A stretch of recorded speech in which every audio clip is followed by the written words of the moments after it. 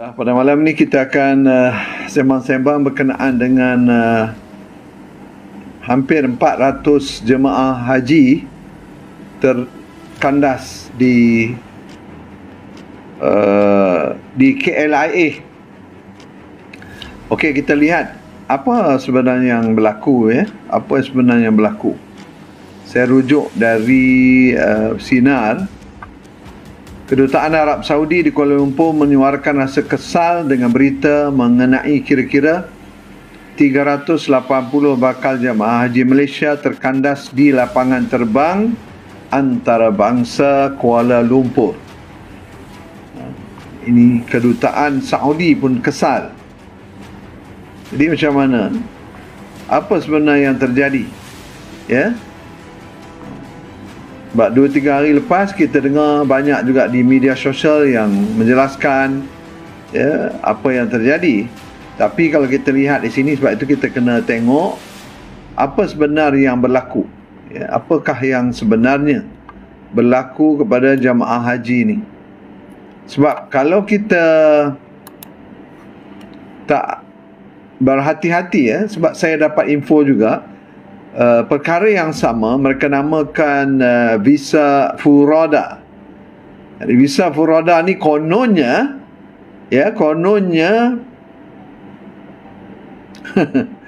kononnya visa special lah ya. Tidak bolehkah hukuman berat untuk pesalah yang menipu ini ya, itu sepatutnya lah. Sebab itu jemaah haji pertama sekali bagus langkah-langkah yang diambil, antaranya mereka buat laporan polis. Itu yang terbaik ya, kena buat laporan polis ya, jangan biarkan macam itu saja ya. Dan pihak polis juga mesti mengambil tindakan yang setegas mungkin ya, ambil tindakan yang setegas mungkin mengikut kepada undang-undang yang ada. Jangan kira dia Tan Sri ke, Bapak Sri ke, Tiang Sri ke, Puan Sri ke, apa Sri pun, kalau terlibat saja dengan kesalahan, melanggar undang-undang dan menipu rakyat, jangan bagi peluang. Tak payah bagi peluang. Nak bagi peluang apa? Ini kerja jahat yang mereka lakukan ini adalah sesuatu yang tak masuk akal. Orang nak pergi haji pun dia orang belasah duit. Orang tua-tua tu ya. Kesian. Betul. Kalau kita tengok memang rasa sangat-sangat kesian. Okey, mereka yang berkumpul di Aras 5, ini yang terjadi ya. Laporan yang saya lihat di sini, Balai Pelepasan KLIA dipercayai menggunakan visa Furoda untuk menunaikan haji dan tidak melalui lembaga tabung haji. Tuan-tuan bayangkan ya, apa yang terjadi katakan di mana di Indonesia juga sama. Jadi ini kejahatan ni sepertinya sedang begitu tersusun sekali ya. Sampaikan apa yang berlaku di Malaysia juga berlaku di Indonesia. Maknanya ada skema, ada mafia. Dan bukan sikit-sikit tuan-tuan, duit yang terlibat ni bukan sikit-sikit ya. Kalau di Indonesia, saudara saya tu dia bayar 350 juta, kurang lebih 100,000 ringgit. Kemudian minta lagi 100,000 ringgit tuan-tuan. Orang biasa saja kalau pergi ke Mekah haji, biasalah ya, 20-30 ribu tu biasa. Ini 3 kali ganda, 100,000 ringgit lebih kurang. Namanya visa Furoda, ialah visa yang diuruskan sendiri dan dilaporkan dikeluarkan oleh Arab Saudi tanpa membabitkan jumlah kotak yang diperolehi tabung haji. Ini punca dia jual dia, marketing dia kata, oh kami dapat special visa, visa VVIP, tak melalui tabung haji, tak melalui jalur rasmi. Inilah dianya ya. Kalau duit itu diseleweng memang jahatlah syarikat swasta tu, ya. Betul, Hafiz Muslimin. Menurut seorang jemaah yang hanya mahu dikenali sebagai ADI, agensi pelancongan telah meminta semua jemaah di bawah kendaliannya untuk datang ke KLIA pada Khamis kerana penerbangan dijangka berlepas pada pukul 4.30 petang. Namun kemudiannya dimaklumkan telah ditangguh ke pukul 7 malam. Sedih, dengar cerita macam ni, kita pula rasa sedih. Macam manalah, ya. Sebab semakin kami mendapati penerbangan terakhir ke Jeddah, Arab Saudi adalah pada kira-kira 6 petang tadi, dan sehingga saat ini kami tidak dimaklumkan apa-apa oleh wakil agensi pelancongan. Menurutnya, mengikut perancangan awal, mereka sepatutnya ke Jeddah pada Selasa lepas. Namun, ditangguhkan atas alasan ada dokumen yang masih tidak lengkap. Beliau berkata bakal jemaah juga tidak pernah ditunjukkan tiket penerbangan dan visa untuk menunaikan haji. Tuan-tuan, bila dah jadi macam ni, kesian, ya. Kesian tengok. Memang kesian sangat. Kalau kita lihat, kita rujuk pula Arab Saudi kata macam mana. Arab Saudi kata, ni yang mana masa Jun dulu, bulan Jun, belum kejadian ni, Arab Saudi tetapkan peraturan baharu bakal jemaah haji dari barat. Ni Saudi ada buat baru, tapi bukannya visa furada ni.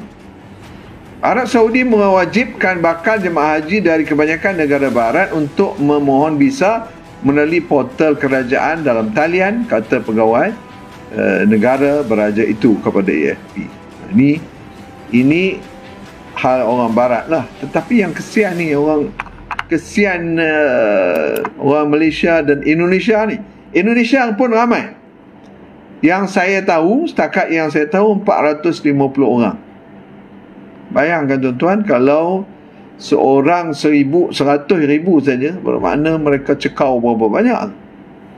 Sebab itu tuan-tuan, jangan mudah percaya dengan orang berjanggut ke, orang berserban ke, orang berjubah ke, orang cakap agama ke, siang malam pagi petang cakap agama ke. Hati-hati. Sebab itu selalu saya ungkapkan hal ini, iaitu kita kena ikut bagaimana Umar kata. Umar Al-Khattab bagi nasihat. Bagaimana nak percaya, nak meletakkan kepercayaan kepada seseorang, cek dulu. Yang pertama, amanahkan sesuatu kepada beliau. Kalau yang kecil pun tak boleh, jangan harap yang besar. Itu pertama. Yang kedua, bisnes lah dengan dia. Buat bisnes melibatkan wang ringgit. Kita tengok dia punya silat macam mana. Yang ketiga, musafir dulu. Jadi sebelum nak terima pandangan seseorang, dia namanya Datuk Seri ke, Datin Seri ke, Tan Seri ke, Tun ke, semua ni kena dicek. Saya rasa apa yang telah disampaikan oleh Umar Al-Khattab, Khalifah Islam yang kedua, selepas Abu Bakar, saya rasa patut kita ikut. Musang berjanggut. LK Wong. Jadi kita yang kena tahu ni, sebelum orang lain bagi nasihat ke apa, kita yang kena tahu prosedur tu, A, B, C, D. Supaya apa? Supaya tidak tertipu. Sekurang-kurangnya tunjuklah mana dia tiket, mana dia visa. Ini basic sekali tuan-tuan. Tapi tengok, tadi kakak tu mengaku, dia kata tak ada nampak tiketnya, tak ada nampak visanya. Tetapi bottom line dia ialah siapakah yang bertanggungjawab? Pegang orang tu. Katanya Tan Sri, pegang orang tu. Macam mana nak pegang?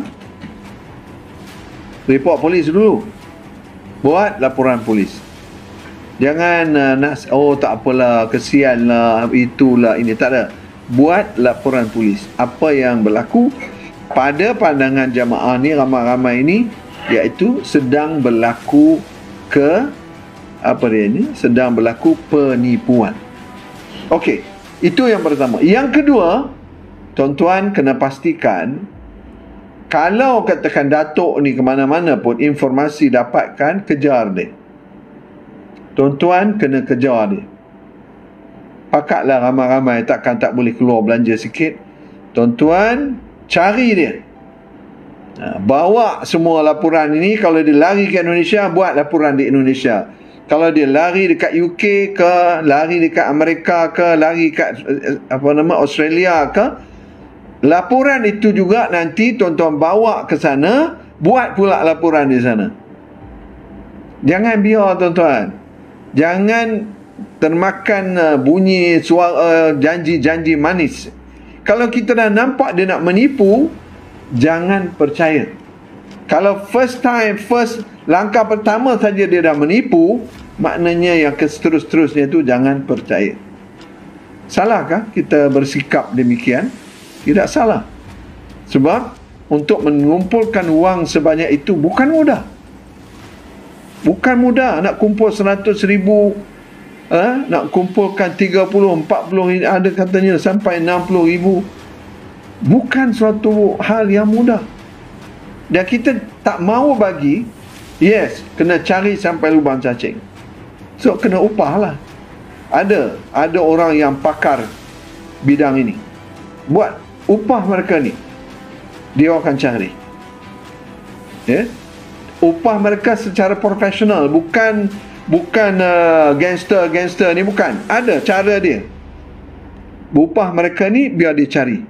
Jangan biarkan. Sebab kalau tuan-tuan biarkan mereka ni lari ke mana-mana, macam-macam boleh jadi. Yang Malaysia, yang bukan Malaysia, ataupun yang kalau dia lari ke luar negara, cari dia. Dia jangan bagi peluang orang jahat buat jahat. Itu dia. Sebab orang jahat ni, dia akan tengok kita cuai je, dia lakukanlah kejahatan tersebut. Sebab itu hati-hati. Bagaimana Umar Al-Khattab kata, nak letakkan kepercayaan pada seseorang itu, test dulu. Pertama, amanahkan dulu yang kecil-kecil. Yang kedua, Yang kedua, libat bisnes sebelum ini. Macam mana bisnes? Okey dah. Ini kalau bisnes pun tak okey, janji banyak, tipu sana tipu sini, udah, berhentilah, tak payah teruskan. Ceritanya ni tuan-tuan, Rasulullah ceritanya bagaimana orang jamaah haji ini lebih kurang 300-400 orang terkandang.